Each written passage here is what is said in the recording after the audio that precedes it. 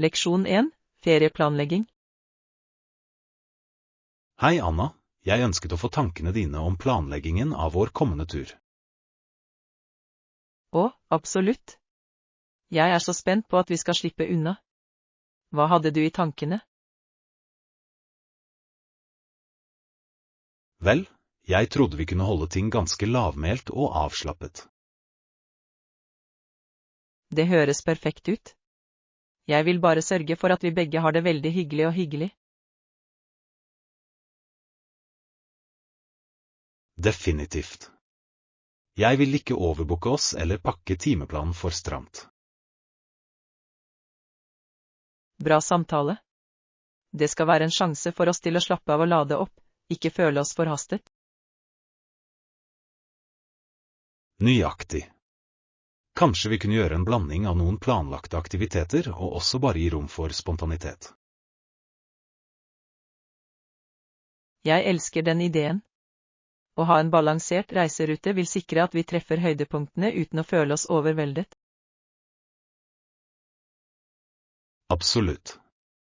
Og jeg vil sørge for at vi har god tid til å suge til oss den lokale kulturen og atmosfæren. Det er et godt poeng. Å fordype oss i målet er halve moroa med å reise. Kunne ikke vært mer enig. Jeg vil at vi virkelig skal oppleve stedet, ikke bare skumme overflaten. Fantastisk. Jeg stoler på din dømmekraft når det gjelder planlegging av detaljene. Jeg vil bare være sikker på at det er en virkelig avslappende tur. Du har det. Mitt hovedmål er at vi skal komme tilbake og føle oss uthvilt og forringet. Perfekt. Jeg er sikker på at det du setter sammen vil være fantastisk. Jeg kan ikke vente. Fantastisk. Jeg er glad du er ombord. Dette kommer til å bli en fantastisk ferie, jeg bare vet det. Jeg er ikke i tvil om det. Med planleggingen din og teamarbeidet vårt, vil det være en tur å huske. Definitivt. Jeg setter pris på at du gir meg dine innspill også. Det kommer til å bli kjempebra. Absolutt. Jeg gleder meg mer og mer for hver samtale. Samme her. Ok, la oss sette i gang denne ferieplanleggingen. Leksjon 2, riktig tid å vanne. Hei Anna, jeg har lurt på, er det den beste tiden på dagen å vanne plantene mine? Ja, det er et flott spørsmål. Etter det jeg vet er det generelt best å vanne planter tidlig om morgenen. Tidlig morgen, ikke sant? Hva er begrunnelsen bak det? Vel, vanning om morgenen lar plantene absorbere fuktigheten før dagens varme forårsaker for mye fordampning. Jeg skjønner, det gir mening. Og er det et bestemt tidspunkt som er ideelt, eller bare når som helst på morgenen? Ideelt sett vil du ønske å vanne dem så tidlig som mulig, rundt 6 eller 7 er vanligvis anbefalt. Godt å vite. Jeg har prøvd å huske å vanne om kveldene, men jeg kan se at det kanskje ikke er like effektivt. Nøyaktig. Vannet er mer sannsynlig å sitte på bladene og jorden over natten, noe som kan føre til soppproblemer. Ja, det skjønte jeg ikke. Takk for tipset. Jeg skal definitivt begynne å justere vanningsplanen min. Absolutt. Tidlig morgen er sweet spot, plantene kan virkelig få mest mulig ut av den fuktigheten gjennom dagen. Fantastisk. Jeg setter pris på at du deler det rådet. Det kommer til å utgjøre en stor forskjell for helsen til plantene mine. Glad for å hjelpe. Gi meg beskjed hvis du har andre spørsmål om hagearbeid. Vil gjøre det.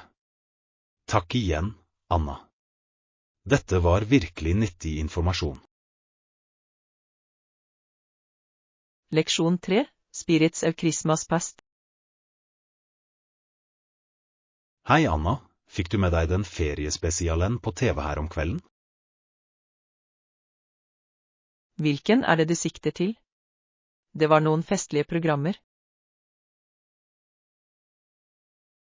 Den som gjorde en reimagining av A Christmas Carol. Du vet, med de 3 åndene og det hele. Å ja, jeg så det. Hva syntes du om deres syn på den klassiske Dickens-historien? Det var virkelig interessant. Jeg likte hvordan de inkorporerte moderne elementer mens de fortsatt var tro mot originalen. Definitivt. The Spirit of Christmas Past var et så hyggelig nikk til den tradisjonelle versjonen. Absolutt. Og Spirit of Christmas Yet To Come var så illevarslende og tankevekkende. Jeg er enig. Det fremtidssynet de viste Scrooge var ganske nøkternt. Det drev virkelig budskapet hjem. Sikkert. Hadde du en favorittånd eller et øyeblikk fra hele produksjonen? Jeg tror Spirit of Christmas Present var min favoritt. Måten de fremhevet gleden og fellesskapet i høytiden var så hjertevarmende. Og ja, julefestscenen med alle spillene og latten var virkelig godt utført. Nøyaktig. Den fanget essensen av hva julen handler om, å komme sammen, tradisjoner og spre jubel.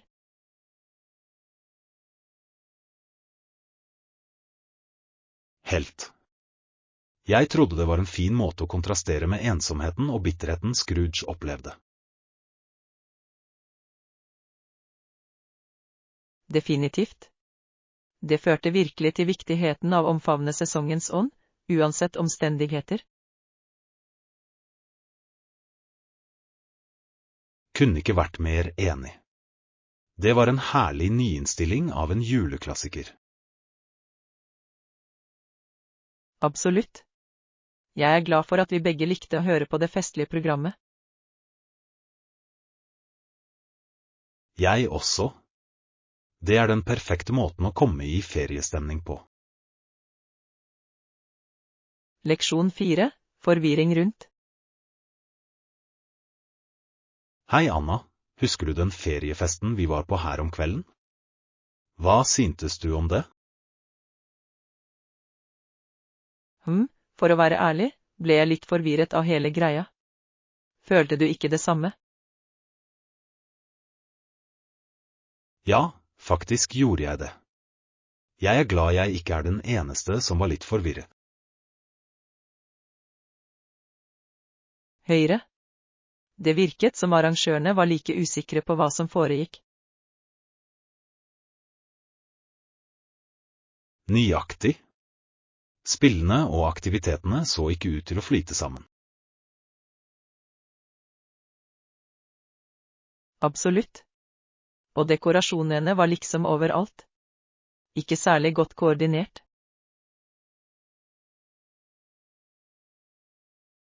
Ingen spøk. La du merke til hvordan personalet så like tapt ut som gjestene? Ja. De spurte hverandre hele tiden hva de skulle gjøre. Det var et slags rop. Sikkert. Så synd, for ferieånden var der, men utførelsen falt flatt. Helt. Jeg så virkelig frem til en morsom, festlig tid, men det endte opp med å føles litt kaotisk.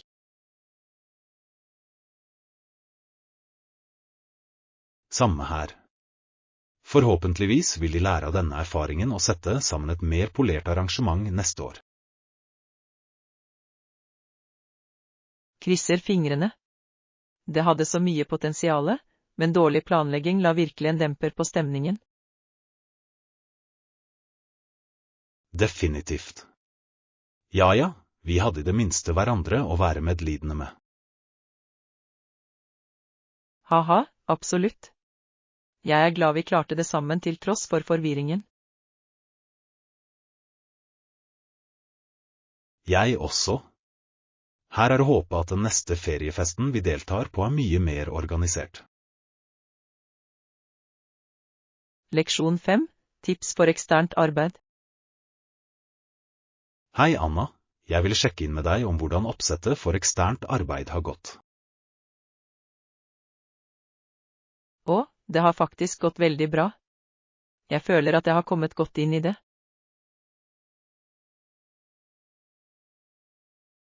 Det flott å høre. Jeg vet at overgangen kan være litt vanskelig I begynnelsen. Du har rett, det tok litt justering. Men jeg har funnet noen få strategier som har gjort en stor forskjell. Slik som? Jeg vil gjerne høre hva som har fungert bra for deg. Vel, for det første sørger jeg for å ha regelmessige innsjekkinger med teamet og manageren min. Det et smart trekk. Å opprettholde den kommunikasjonen så viktig. Definitivt. Og jeg har også lært å bruke teknologi for å holde kontakten og samarbeidet.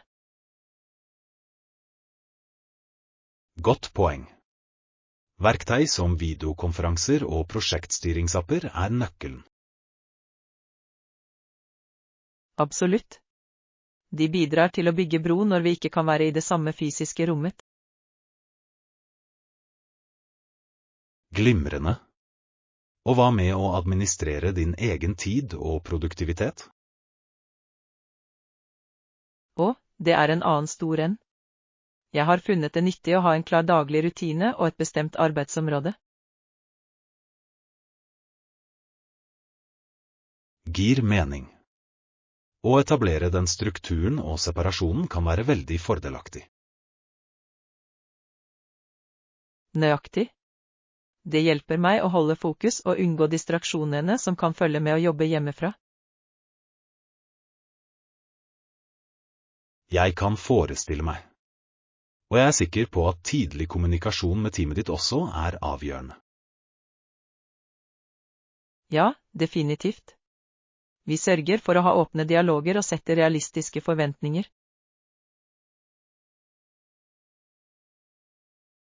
Det et godt råd. Det høres ut som du virkelig har funnet en effektiv tilnærming til fjernarbeid. Jeg har definitivt lært mye på veien. Men det har vært verdt det å finne det som fungerer best for meg. Det kjempebra.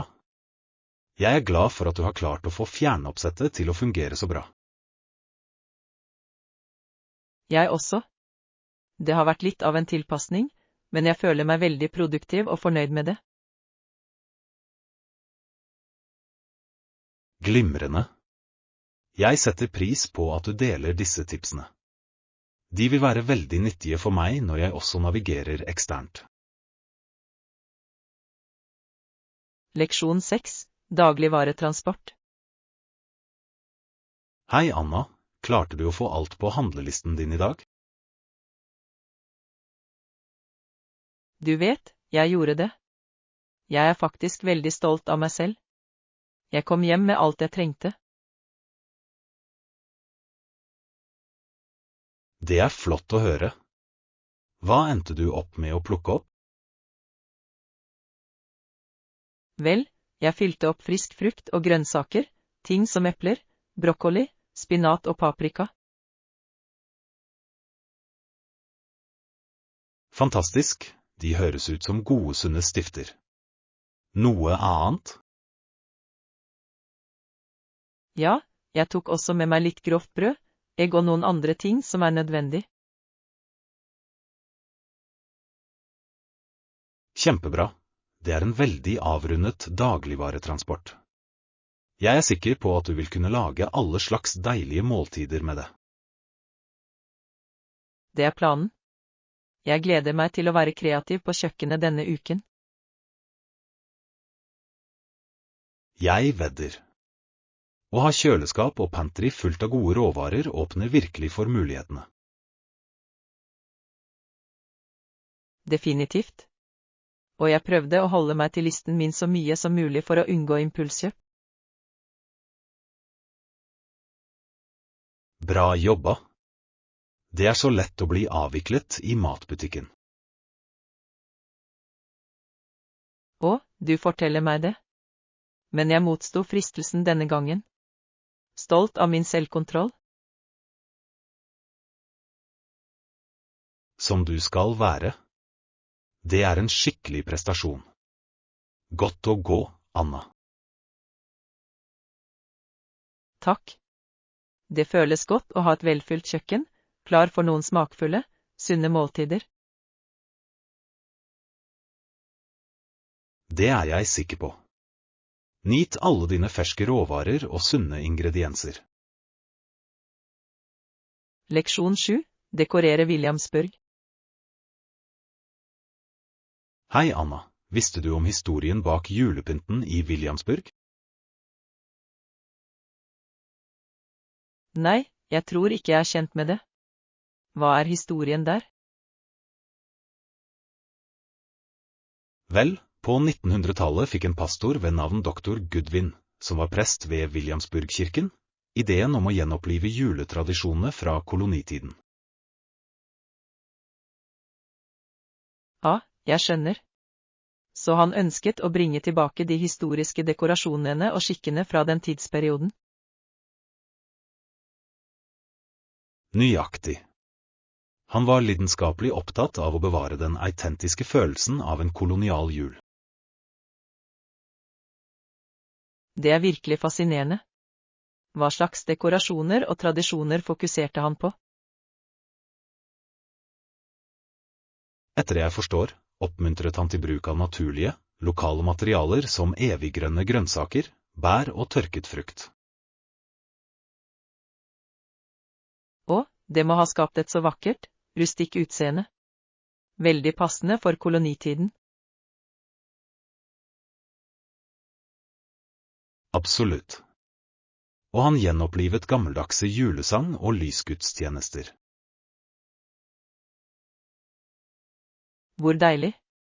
Det må ha føltes som å gå tilbake i tid for å feire høytiden. Definitivt. Dr. Goodwin hjalp virkelig Williamsburg til å bli dette knutepunktet for å bevare koloniale juletradisjoner. Det er en fantastisk arv. Det er flott at de har kunnet fortsette disse skikkene gjennom flere tiår. Sikkert. Det er en så unik og sjarmerende måte å oppleve høytiden på.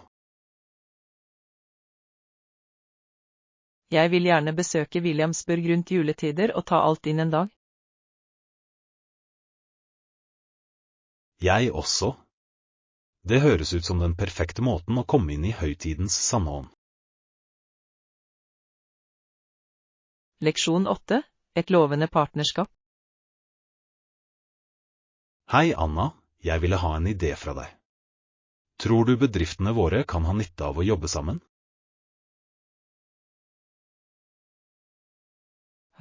Det er et interessant forslag. Hva hadde du i tankene? Vel, jeg har tenkt at produktene og tjenestene våre kan utfylle hverandre veldig bra. Ok, jeg er nysgjerrig. På hvilken måte tror du vi kan samarbeide?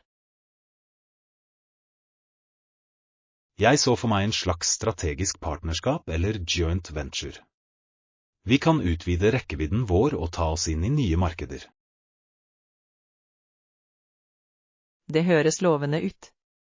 Hvilke spesifikke områder trodde du vi kunne utforske? Kanskje vi kan se nærmere på å utvikle noen nye produkter eller tjenester. Kombiner vår kompetanse og ressurser. Jeg ser hvor du vil med dette. Det kan tillate oss å være mer innovative og konkurransedyktige. Nøyaktig. Og vi kan også utforske krysspromotering og deling av hverandres kundebaser. Det er en veldig smart idé. Jeg tror selskapene våre har mange synergier som vi kan utnytte. Absolutt. Jeg føler at det kan være en vinn-vinn-situasjon for oss begge. Jeg er enig. Dette er absolutt verdt å utforske videre. Vi bør sette opp et møte for å diskutere mulighetene. Høres bra ut. Jeg er veldig spent på potensialet her. Jeg tror dette partnerskapet kan være transformativt. Jeg også. Jeg er glad du tok dette opp. Det er en mulighet vi ikke bør la gå fra oss. Definitivt. Jeg ser frem til å jobbe sammen om dette, Anna. Leksjon 9. En ny start. Hei, Anna. Hvordan går det? Du virker litt nedfor. Du vet, jeg har bare følt meg litt overveldet i det siste. Men jeg tror jeg er klar for en ny start. Jeg beklager å høre det. Hva har tinget deg?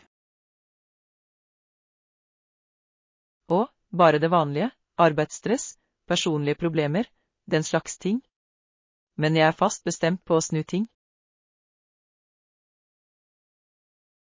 Jeg skjønner.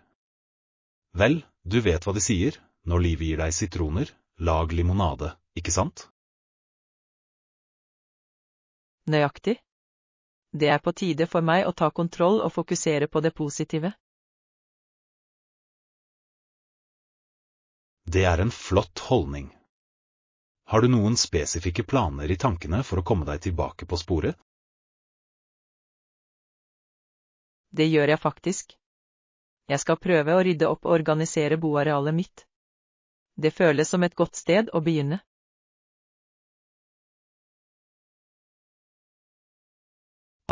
Den gamle rent hus, rent sinn i tilnærming. Jeg liker det. Definitivt. Jeg tror at det å rydde ut det fysiske rotet vil hjelpe meg å rydde det mentale rommet mitt også. Absolutt. Og du vet hva de sier, en ny start begynner ofte med et rent ark. Kunne ikke vært mer enig. Jeg ser virkelig frem til dette nye kapitlet, John. Jeg kan fortelle. Det er som å trykke på tilbakestillingsknappen, er det ikke? Nøyaktig. Jeg føler meg energisk bare jeg tenker på det. Det kommer til å bli kjempebra. Jeg er glad for å høre det. Jeg er ikke i tvil om at du kommer til å knuse denne friske starten. Ta dem, Anna. Leksjon 10. Fredelige resolusjoner. Anna, jeg er virkelig bekymret for verdens tilstand akkurat nå. Alle konfliktene og volden som foregår. Jeg vet, det er så nedslående.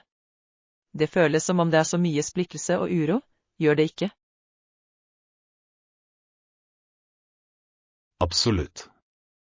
Jeg forstår bare ikke hvordan vi ikke ser ut til å finne fredelige løsninger på disse problemene. Du har rett. Med mindre vi kan tilby folk en konstruktiv vei for å håndtere urettferdighet, vil voldssyklusen fortsette. Nøyaktig. Vi må fokusere på å fremme dialog, forståelse og ikke-voldelige tilnærminger. Definitivt. Og tid til makt og aggresjon avler bare mer hat og ustabilitet i det lange løp. Nettopp. Hvis vi ønsker å skape en mer rettferdig, harmonisk verden, må vi være villige til å lytte og inngå kompromisser. Absolutt. Diplomati, Mekling og empati er nøklene til å løse selv de mest fastlåste konfliktene.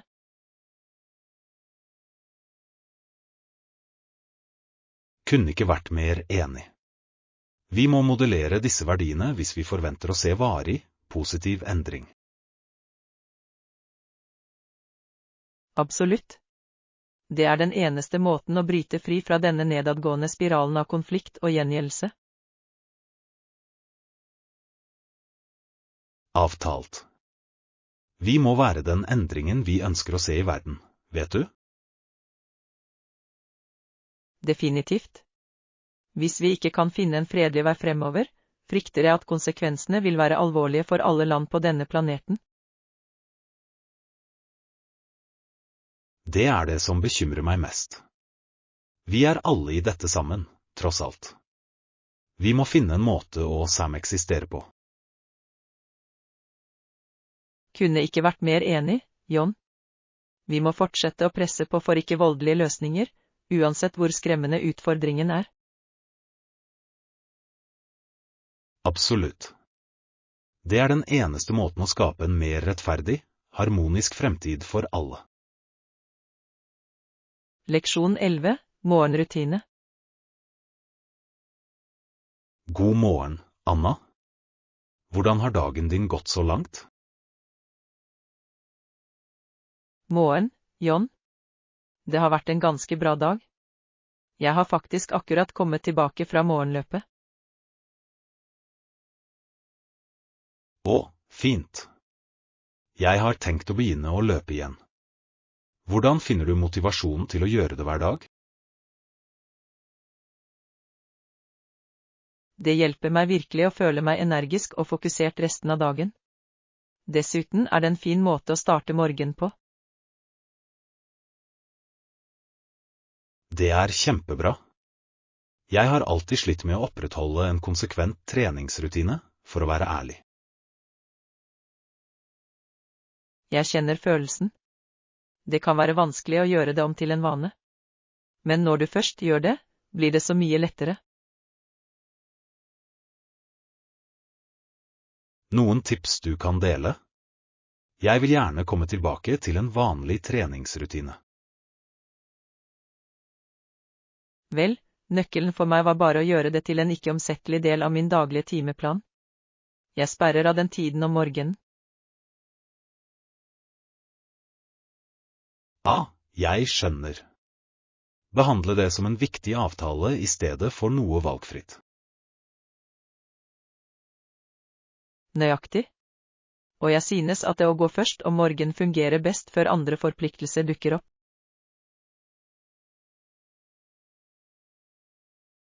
Det gir mye mening. Jeg er vanligvis ganske flink til å holde meg til rutiner om morgenen. Der går du. Start dagen med en treningsvekt, og du vil føle deg så dyktig. Jeg skal definitivt prøve det. Takk for tipset, Anna. Forhåpentligvis kan jeg få meg tilbake i en god treningsrutine.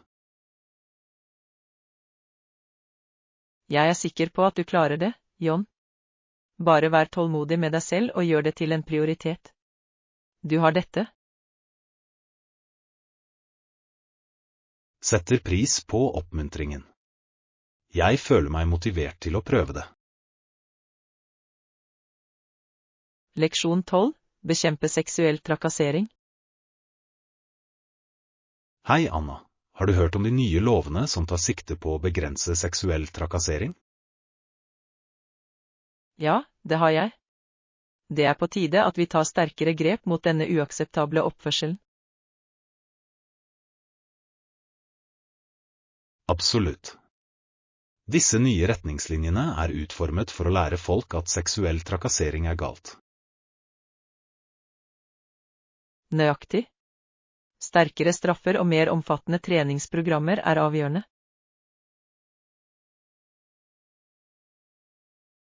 Avtalt. Vi må sende en klar melding om at denne typen oppførsel ikke vil bli tolerert. Sikkert. Og jeg er glad for å se en større vekt på å styrke ofrene til å komme frem. Jeg også. Å skape et trygt, støttende miljø er så viktig for å løse dette problemet. Definitivt. Jeg tror disse nye tiltakene vil bidra langt i å fremme en respektkultur. Jeg håper det. Det har gått lenge, men jeg er optimistisk at vi er på vei i riktig retning. Absolutt. Dette er et viktig skritt, men det er fortsatt mer arbeid å gjøre. Ingen tvil. Å endre tankesett og atferd tar tid, men det er en nødvendig og edel kamp. Definitivt. Vi har alle en rolle å spille for å utrydde seksuell trakassering fra samfunnet vårt. Avtalt. Med engasjement og årvåkenhet tror jeg vi kan skape en tryggere og mer rettferdig verden. Jeg kunne ikke vært mer enig, John. Dette er et problem som berører oss alle, og vi må ta utfordringen. Absolutt. Jeg er glad for at vi ser viktigheten av disse nye initiativene. Leksjon 13. Utforske togreiser.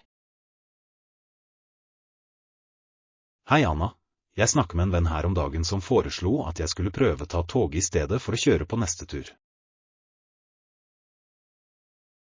Å, det er interessant. Jeg har ikke tatt toget på en stund, men jeg husker jeg likte det. Hva fikk vennen din til å anbefale det? Vel, de sa at det er en mye mer avslappende og miljøvennlig måte å reise på, pluss at du bare kan lene deg tilbake og nyte naturen. Det er et godt poeng. Tog er definitivt et mer bærekraftig alternativ sammenlignet med kjøring. Og naturen kan være virkelig vakker. Nøyaktig. Jeg er fascinert av ideen om å kunne bare lene seg tilbake og la noen andre kjøre bil, for å si det sånn. Ja, det er en fin temposkifte fra å måtte fokusere på veien hele tiden. Du kan faktisk bruke tiden mer produktivt. Definitivt. Vennen min sa at jeg kunne jobbe, lese en bok eller bare se verden gå forbi ut av vinduet. Det høres tiltalende ut. I tillegg trenger du ikke å bekymre deg for trafikk eller å finne parkering når du kommer til målet. Riktignok er det et annet stort pluss. Jeg begynner å se hvorfor togreise kan være verdt å prøve. Jeg synes du skal gå for det. Det er en veldig hyggelig og praktisk måte å komme seg rundt på, etter min erfaring. Greit, du har overbevist meg. Jeg skal se på å bestille en togtur for min neste reise. Takk for oppmuntringen, Anna. Leksjon 14. Varsling av været. Hei Anna, så du værmeldingen for i dag? Ja, det gjorde jeg. Den sa at det skulle bli veldig kaldt, gjorde det ikke? Det stemmer. De etterlyste temperaturer under frysepunktet hele dagen. Det er merkelig. Det føles ikke så kaldt ute akkurat nå. Jeg vet, jeg var også litt skeptisk. Det ser ikke alltid ut til at værmeldingene stemmer. Så sant. Noen ganger overdriver de eller bare bommer helt.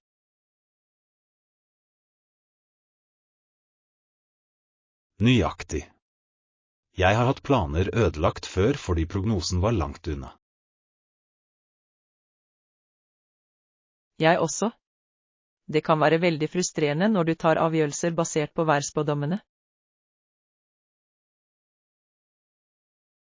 Definitivt. Jeg antar at vi bare må ta disse prognosene med en klype salt noen ganger. Absolutt. Meteorologene prøver så godt de kan, men mode natur kan være uforutsigbar. Ja, tuller ikke.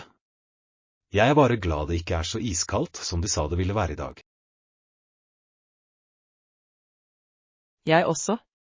Dette er faktisk ganske behagelig vær, alt tatt i betraktning. Det har du rett i. Jeg er glad vi slapp å endre planene våre på grunn av prognosen. Samme her. Noen ganger er det bedre å bare se utover og se selv i stedet for å stole på spådommene.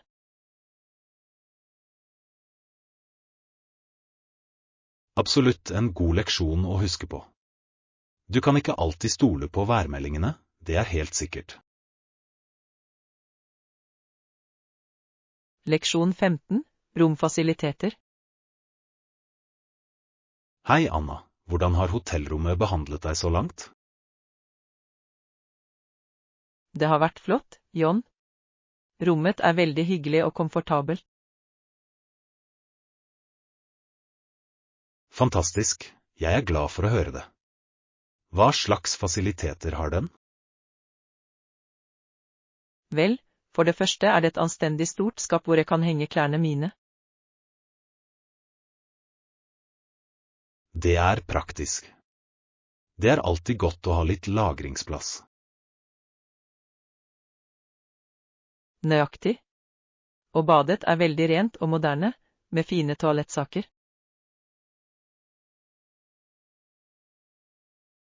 Fint, det er viktig når du er borte fra hjemmet. Hva med resten av rommet? Sengen er superkomfortabel, og det er et fint stort skrivebord hvis jeg trenger å få gjort litt arbeid. Høres perfekt ut. Har rommet andre nyttige funksjoner?